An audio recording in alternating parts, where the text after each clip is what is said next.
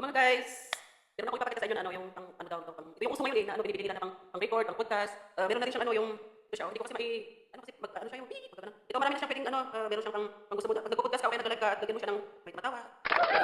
Pero cheers. Tapos ito naman yung sa mic. Tapos ito naman sa pro. Tapos ito naman sa piano, ito naman yung diba, pag natapos mong mag-live, tapos gusto mo ng kanta.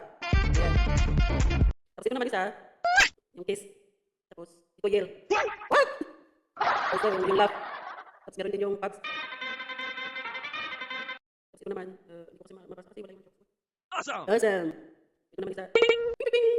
Tapos meron na yung mute. Pag nag-live ka tapos gusto mo may tumawag sa'yo, may kumausap sa'yo, pwede mo siyang i-mute. Tapos pwede rin siyang mag-change voice. Hello! Woo! Hi! Hello? Hi! Yung ano, yung parang mag-ano yung voice niya. Hello! Hi! Hello? Hello? Hello, how are you? Ayan na siya, oh. Maganda siya pang, pang podcast, pang live, pang record, kung gusto mo mag-karaoke, di ba?